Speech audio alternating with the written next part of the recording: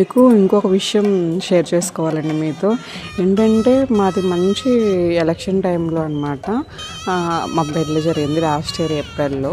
So ఏంటంటే ఆ టైంలో ఆ కోడ్ ఉంది, రేపు ఎల్లుండో కోడ్ కూడా అయిపోతుంది. ఫుల్ చెక్కింగ్ ఉందన్నమాట. దానితో అది లాస్ట్ ముహూర్తం. ఆ తర్వాత మళ్ళీ 6 months వరకు ముహూర్తం లేదు. ఇన్నిటి మధ్యలో మేము ఒక 3 కార్లు పెట్టుకొని బయలుదేరాము. నేను, నా ఫ్రెండ్స్, మా పిన్ని, మా ఫాదరు అండ్ పెళ్ళికి కావాల్సినవన్నీ కూడా వేసుకొని ఒక ముందు వెహికల్లో వెళ్ళిపోయాము. కాకపోతే ఒడిబియ్యము కట్టుకున్నాము.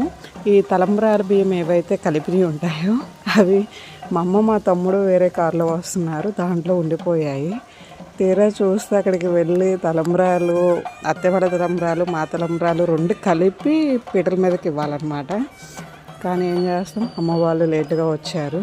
మా తమ్ముడైతే ఏడ్చేసాడంట కూడా, పెళ్ళి ఎక్కడ మిస్ అవుతాడో చూడటము అని చెప్పేసి. ఏంటంటే వాళ్ళకి డైవర్షన్ ఇచ్చారు, వేరే రూట్లో పంపించారు. మాదేమో పెళ్లి కారు.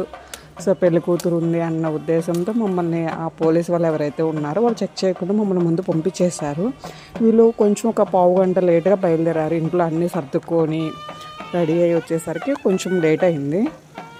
వాళ్ళు ఏంటంటే వినకుండా, లేదు ఈ రూట్లో వెళ్ళడానికి లేదు, వేరే రూట్లో వెళ్ళాల్సిందే అని చెప్పేసి వేరే రూట్లోకి పంపించేశారంట. సో అలాగా ఫైనల్గా వచ్చారు మ్యారేజ్ టైంకి. కానీ కొంచెం లేట్ అయిందనమాట. సో వీళ్ళు భయపడ్డారు ఎక్కడ మ్యారేజ్ మిస్ అవుతారు అని చెప్పి. ఫైనల్లీ రావటం అయితే జరిగింది.